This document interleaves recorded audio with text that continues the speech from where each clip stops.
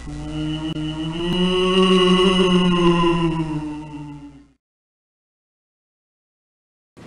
up, owls? It's time for some morning news. It is currently October the 26th, Friday of 2018. We got Haley Prowlis joining us at the news table. Please rise for the pledges. All rise.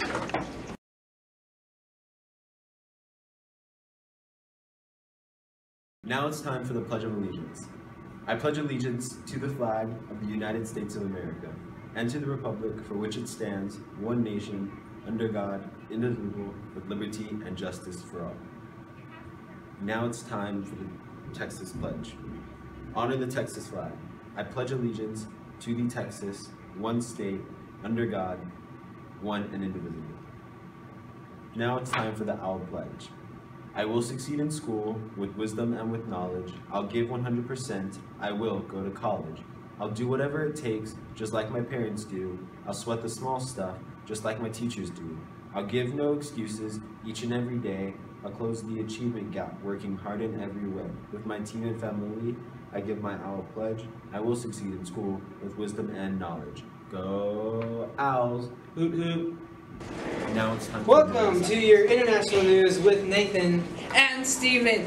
Today in international news, as a part of its efforts to strengthen nuclear security worldwide, the International Atomic Energy Agency, IAEA, announced on Wednesday that it has developed a training program designed to protect facilities from the growing threat of cyber attacks. The program kicked off in October with a course entitled Protecting Computer-Based Systems in Nuclear Security Regimes, which brought together 37 participants from 13 countries for 2 weeks of immersive training on best practices in computer security. The IAEA is the world's central intergovernmental forum for scientific and technical cooperation in the nuclear field.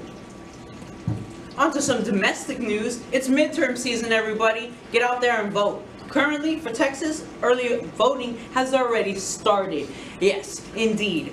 We got Beto O'Rourke and Ted Cruz running to represent Texas in Senate, and current Governor Greg Abbott running for re-election against former Dallas County Sheriff Lupe Valdez. For all those who are interested in voting and are eligible to vote, go to votetexas.gov. Would you look at that? The weather's back. On to you, Isaac. Thank you, Steven. Alright, it's been a while, but let's just say I've been under the weather. Alright, it's currently, as you can see right now, it's raining. Outside! We're outside this time. We're no longer inside. Nope. We outside. Alright, so get this. Currently, right now, it's Friday, right? Friday. The high is supposed to be 81 degrees, and the lowest, 57. Now, I don't know what to tell you, but we can certainly say we don't need these. Thank you. Now on to the SoFlo. What's it called? The science show, yeah.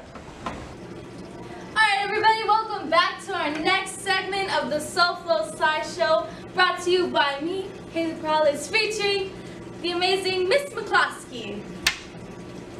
Fun fact of the day, cats purr is the same frequency as an idling diesel engine. That means they purr 26 cycles per second. Wow!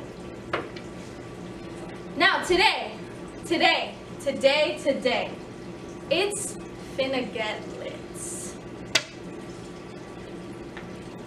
Rainbow fire. Tell me about it. I will tell you about it. Rainbow fire is when chemicals are mixed with ethyl alcohol to create colored flames.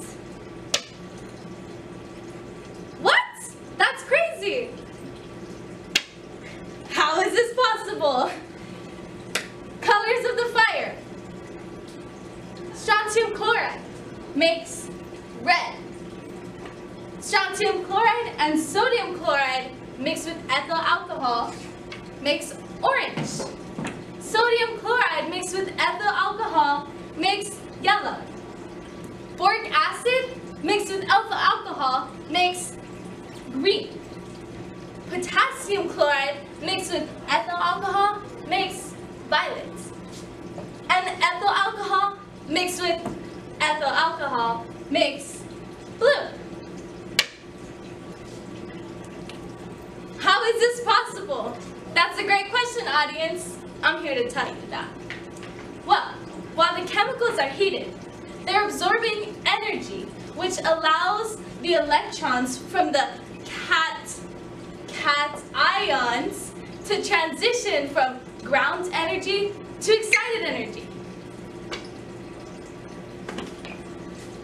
To the lab!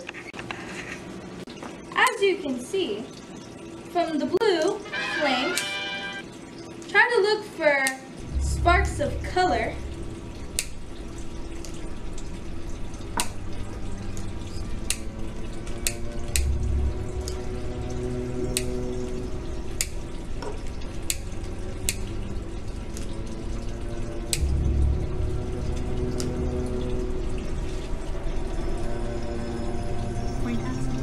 So, if you notice, this one is turning red, this one is orange, this one is yellow, this one is green, blue, and violet.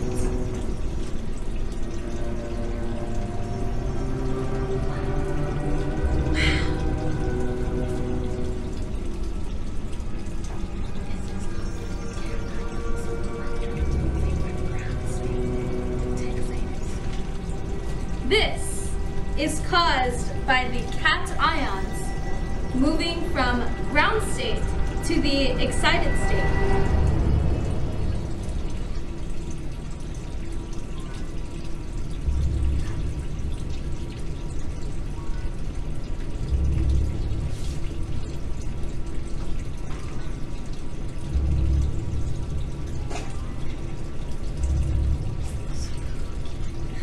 Spooky.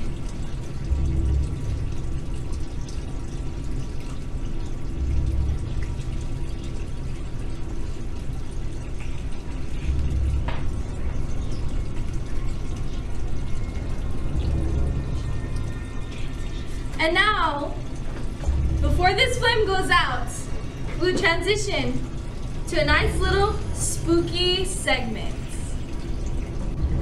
What up, dudes? It's time for some spooky news. Spooky!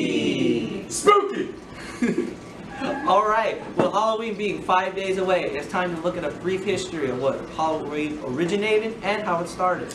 So, Halloween originally started in Ireland. Ireland was a very, very religious holiday. It started out with a simple festival. The festival, it literally was, everybody literally was burning gigantic fires for the winter. Because winter was known as the darkest season, the darkest part of the year. And during this time, they also decided to dress up with spooky spirits and spooky demon costumes. Why? Because it was the one day that the dead and the living were all sharing one universe. Peaceful mood.